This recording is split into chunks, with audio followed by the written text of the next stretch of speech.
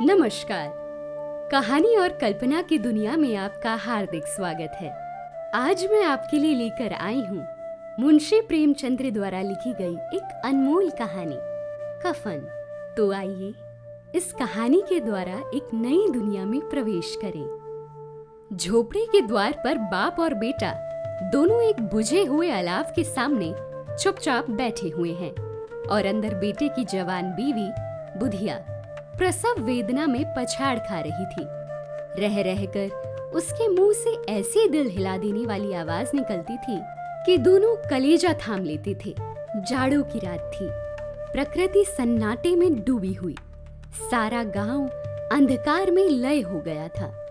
घीसू ने कहा, मालूम होता है बचेगी नहीं, सारा दिन दौड़ते हो गया। जा देख तो आ। माधव चिढ़कर बोला, मरना ही तो है, जल्दी क्यों नहीं मर जाती? देखकर क्या करूं? तू बड़ा बेदर्द है बे। साल भर जिसके साथ सुख चैन से रहा, उसी के साथ इतनी बेवफाई। तो मुझसे तो इसका तड़पना और हाथ पांव पटकना नहीं देखा जाता। चमारू का कुनबा था और सारे गांव में बदनाम। घीसू का एक दिन काम करता तो 3 दिन आराम करता।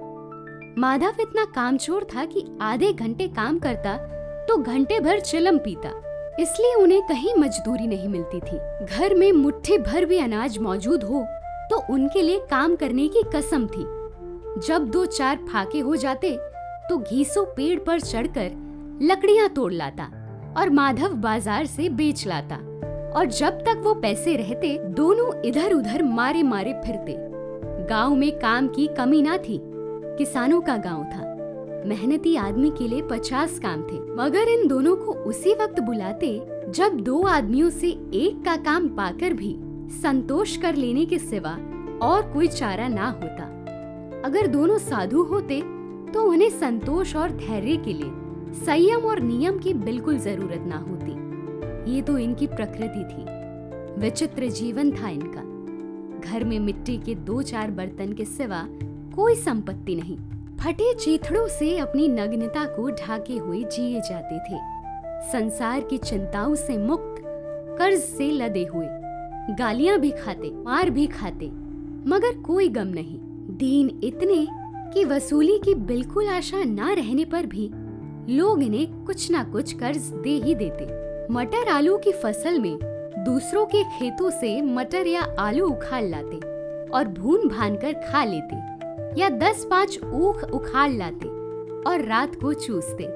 घीसू ने इसी आकाशवृत्ति से 60 साल की उम्र काट दी और माधव भी सपूत बेटे की तरह बाप ही के पद चिन्हों पर चल रहा था, बल्कि उसका नाम और भी उजागर कर रहा था। इस वक्त भी दोनों अलाव के सामने बैठकर आलू भून रहे थे, जो कि किसी खेत से खोद लाए थे। घीसू की स्त्री का तो बहुत दिन हुए देहांत हो गया था। माधव का ब्याह पिछले साल हुआ था। जब से ये औरत आई थी, उसने इस खानदान में व्यवस्था की नींव डाली थी और इन 2 बेगैरतों का दोजख भरती रहती थी। जब से वो आई, ये दोनों और भी आराम तलब हो गए थे, बल्कि कुछ अकड़ने भी लगे थे। कोई कार्य करने को बुलाता तो निप्रयास भाव से दुगनी मजदूरी मांगते। वही औरत आज प्रसव वेदना से मर रही थी और ये दोनों इसी इंतजार में थे कि वो मर जाए तो आराम से सोएं। घीसू ने आलू निकालकर छीलते हुए कहा, जाकर देख तो क्या दशा है उसकी। चुड़ैल का फिसाद होगा और क्या। यहाँ तो ओझा भी 1 रुपया मांगता है। माधव को भय था कि वो कोठरी में गया तो घीसू आलूओं का बड़ा भाग साफ कर देगा। बोला, मुझे वहां जाते डर लगता है। डर किस बात का, मैं तो यहाँ हूँ ही, तो तुम ही जाकर देखो ना।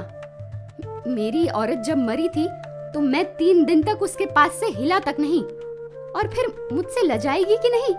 जिसका कभी मुंह नहीं देखा, आज उसका उगड़ा हुआ बदन देखूं, उसे तन की सुध भी तो ना होगी। मुझे देख लेगी तो खुलकर हाथ पांव भी ना पटक सकेगी। मैं सोचता हूँ कोई बाल बच्चा हुआ तो क्या होगा। सोंठ गुड़ तेल कुछ भी तो नहीं है घर में, सब कुछ आ जाएगा। भगवान दे तो जो लोग अभी 1 पैसा नहीं दे रहे हैं, वो ही कल बुलाकर रुपए देंगे। मेरे 9 लड़के हुए, घर में कभी कुछ ना था, मगर भगवान ने किसी ना किसी तरह बेड़ा पार ही लगाया।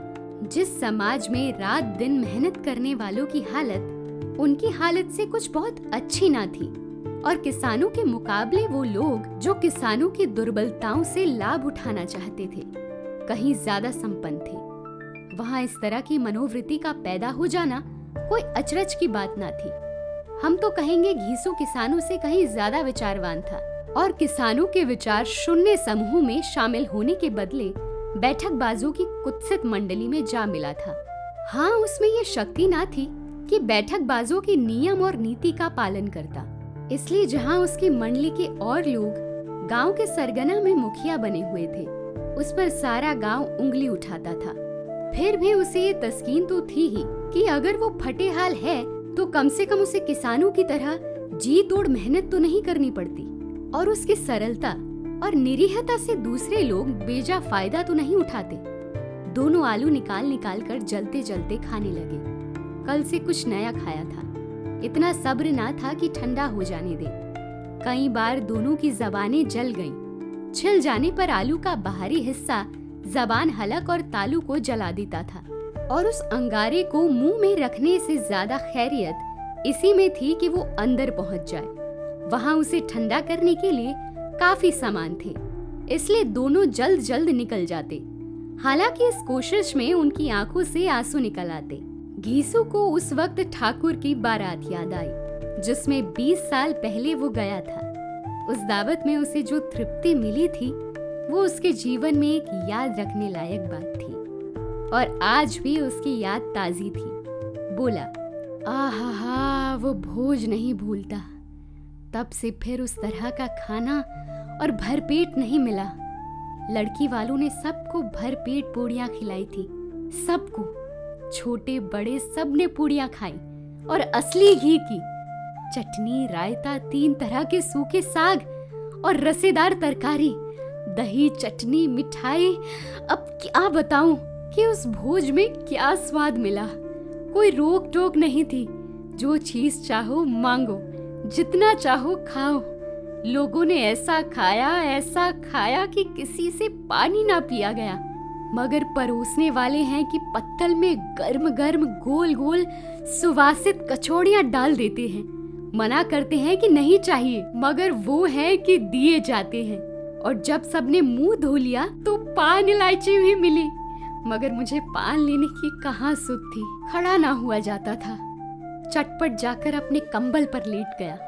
ऐसा दिल दरियाव था वो ठाकुर।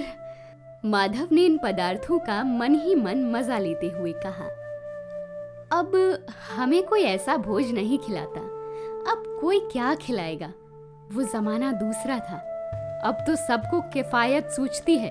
शादी ब्याह में खर्च मत करो, क्रियाकर्म में खर्च मत करो। पूछो, गरीबों का माल बटोर बटोर कर कहाँ रखोगे? बटोरने में तो कमी नहीं है, हाँ, खर्च में किफायत सूझती है। तुमने एक 20 पूरियां खाई होंगी। 20 से ज्यादा खाई थी?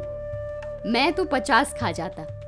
50 से कम मैंने ना खाई होंगी। अच्छा पका था। तू तो मेरा आधा भी नहीं है।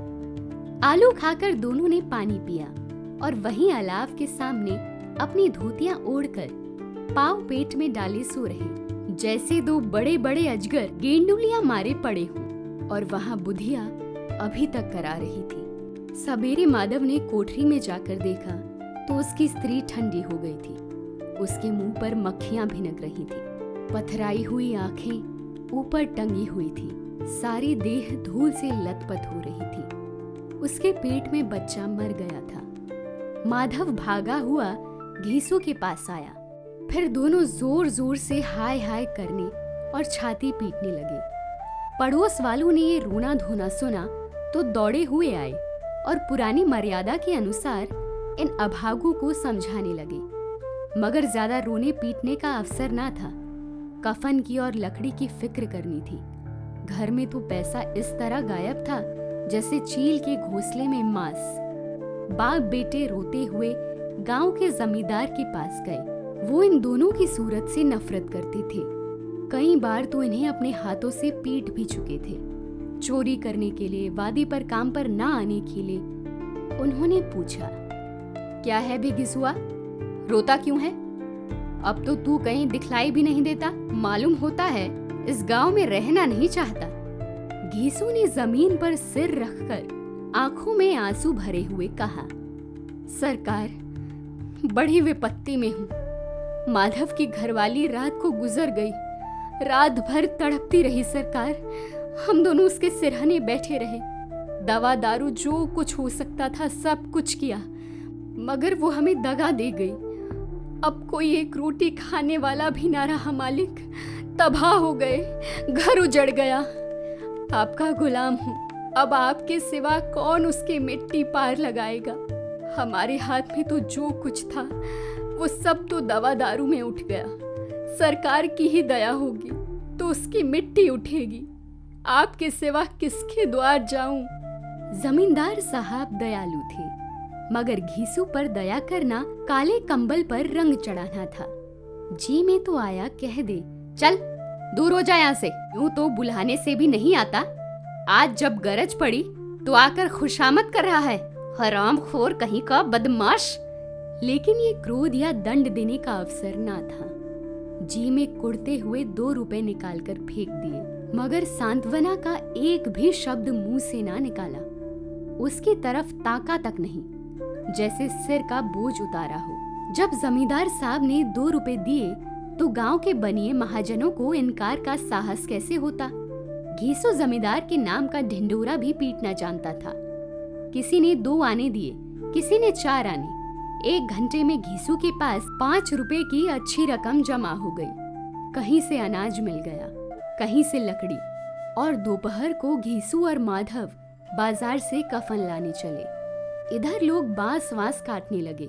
गांव की नर्म दिल स्त्रियां आ आकर लाश देखती थीं और उसकी बेकसी पर 2 बूंद आंसू गिराकर चली जाती थी। बाजार में पहुंचकर घीसू बोला, हाँ, लकड़ी तो उसे जलाने भर को मिल गई है। क्यों माधव? माधव बोला, हाँ, लकड़ी तो बहुत है, अब कफन चाहिए। तो चलो कोई हल्का सा कफन ले ले। हाँ और क्या, लाश उठते उठते रात हो जाएगी। रात को कफन कौन देखता है? कैसा बुरा रिवाज है कि जिसे जीते जी तन ढाकने को चिथड़ा भी ना मिले, उसे मरने पर नया कफन चाहिए। कफन लाश के साथ जल ही तो जाता है, और क्या रखा रहता है। यही 5 रुपए पहले मिलते तो कुछ दवा दारू कर लेते। दोनों एक दूसरे के मन की बात ताड़ रहे थे। बाजार में इधर उधर घूमते रहे। कभी इस बजाज की दुकान पर गए, कभी उस दुकान पर। तरह तरह के कपड़े, रेशमी और सूती देखे, मगर कुछ जचा नहीं। यहाँ तक कि शाम हो गई। तब दोनों ना जाने किस दैवी प्रेरणा से एक मधुशाला के सामने जा पहुंचे और जैसे किसी पूर्व निश्चित व्यवस्था से अंदर चले गए। वहां जरा देर तक दोनों असमंजस में खड़े रहे। फिर घीसू ने गद्दी के सामने जाकर कहा, साहू जी, एक बोतल हमें भी दे देना। उसके बाद कुछ चिखोना आया, तली हुई मछली आई और दोनों बरामदे में बैठकर शांतिपूर्वक पीने लगे। कई कुज्जिया ताबड़तोड़ पीने के बाद दोनों सरूर में आ गए। घीसू बोला, कफन लगाने से क्या मिलता, आखिर जल ही तो जाता, कुछ बहू के साथ तो ना जाता। माधव आसमान की तरफ देखकर बोला, मानो देवताओं को अपनी निष्पापता का साक्षी बना रहा हो। दुनिया का दस्तूर है, नहीं लोग बाभनों को 1000 रुपए क्यों ही देते। कौन देखता है परलोक में मिलता है या नहीं। बड़े आदमियों के पास धन है, फूंके। हमारे पास फूकने को क्या है, लेकिन लोगों को क्या जवाब दोगे? लोग पूछेंगे नहीं कफन कहाँ है। घीसू हंसा अबे कह देंगे कि रुपए कमर से खिसक गए, बहुत ढूंढा मिले नहीं। लोगों को विश्वास ना आएगा, लेकिन फिर वो रुपए दे ही देंगे। माधव भी हंसा, बोला, बड़ी अच्छी थी बेचारी, मरी भी तो खूब खिला पिलाकर। आधी बोतल से ज्यादा उड़ गई। घीसू ने 2 सेर पुड़ियां मंगाई। चटनी, अचार, कलीजियां। शराब खाने के सामने ही दुकान थी। माधव लपक कर 2 पतेलों में सारे सामान ले आया। पूरा 1.5 रुपया खर्च हो गया था। सिर्फ थोड़े से ही पैसे बच रहे थे। दोनों इस वक्त इस शान में बैठे पूड़ियाँ खा रहे थे जैसे जंगल में कोई शेर अपना शिकार उड़ा रहा हो। ना जवाबदेही का खौफ था, ना बदनामी की फिक्र। इन सब भावनाओं को उन्होंने बहुत पहले ही जीत लिया था। घेसू दार्शनिक भाव से बोला, हमारी आत्मा प्रसन्न हो रही है, तो क्या उससे पुण्य ना होगा? माधव ने श्रद्धा से सिर झुकाकर तस्दीक दी। जरूर जरूर होगा। भगवान तुम अंतर्यामी हो, उसे बैकुंठ ले जाना। हम दोनों हृदय से आशीर्वाद दे रहे हैं। आज जो भोजन मिला है वो कभी उम्र भर ना मिला था। एक क्षण के बाद माधव के मन में एक शंका जागी। बोला, क्यों दादा, हम लोग भी एक न एक दिन वहां जाएंगे ही? घेसू ने इस भोले भाले सवाल का कुछ उत्तर ना दिया। वो परलोक की बातें सोचकर इस आनंद में बाधा ना डालना चाहता था। जो वहां हम लोगों से पूछे कि तुमने कफन क्यों नहीं दिया तो क्या कहोगे? कहेंगे तुम्हारा सिर। पूछेगी तो जरूर। तू कैसे जानता है कि उसे कफन ना मिलेगा? तू मुझे गधा समझता है? 60 साल क्या दुनिया में घास खोदता रहा? उसको कफन मिलेगा और बहुत अच्छा मिलेगा। माधव को विश्वास न आया। बोला, कौन देगा? रुपए तो तुमने चट कर दिए। वो तो मुझसे ही पूछेगी।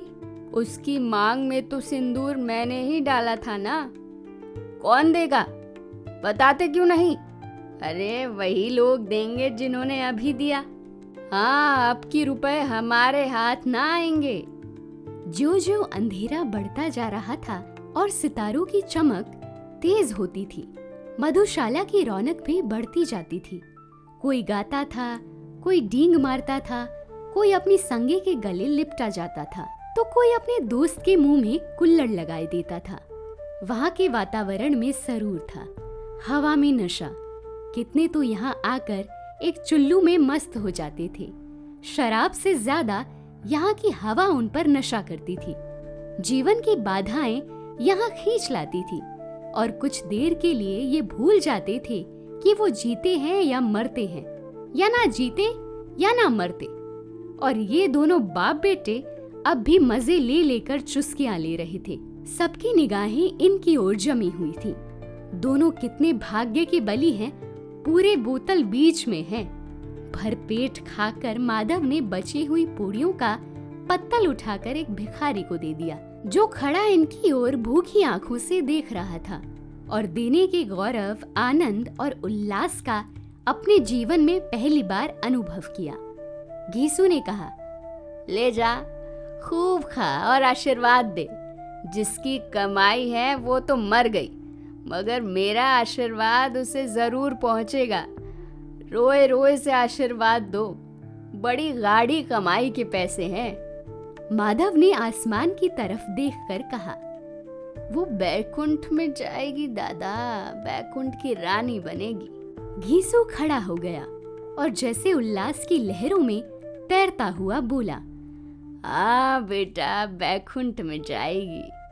किसी को सताया नहीं, किसी को दबाया नहीं। मरते मरते हमारी जिंदगी की सबसे बड़ी लालसा पूरी कर गई। वो ना बैकुंठ जाएगी तो क्या ये मोटे मोटे लोग जाएंगे जो गरीबों को दोनों हाथों से लूटते हैं और अपने पाप को धोने के लिए गंगा में नहाते हैं और मंदिर में जल चढ़ाते हैं। श्रद्धालुता का ये रंग तुरंत ही बदल गया। अस्थिरता नशे की खासियत है। दुख और निराशा का दौरा हुआ। माधव बोला, मगर दादा, बेचारी ने जिंदगी में बड़ा दुख भोगा। कितना दुख झेल कर मरी। वो आंखों पर हाथ रखकर रोने लगा, चीखें मार मार कर। घेसू ने समझाया, क्यों रोता है बेटा? खुश हो कि वो माया जाल से मुक्त हो गई, जंजाल से छूट गई। बड़ी भाग्यवान थी जो इतनी जल्द मोह माया के बंधन तोड़ दिए। और दोनों खड़े होकर गाने लगे। ठगिनी क्यों नैना झमकावे ठगिनी। पियक्कड़ों की आंखें इनकी ओर लगी हुई थी और ये दोनों अपने दिल में मस्त गाए जाते थे। फिर दोनों नाचने लगे, उछले भी, कूदे भी, गिरे भी, मटके भी, भाव भी बताए, अभिनय भी किए और आखिर नशे में मदमस्त होकर वहीं गिर पड़े। तो ये थी आज की कहानी। मैं आशा करती हूँ कि आपको ये कहानी पसंद आई होगी। अगर आपको ये कहानी पसंद आई है तो कृपया हमारे चैनल को सब्सक्राइब करें और बेल आइकन दबाना ना भूलें ताकि आपको हमारी नई कहानियों की जानकारी मिलती रहे। धन्यवाद।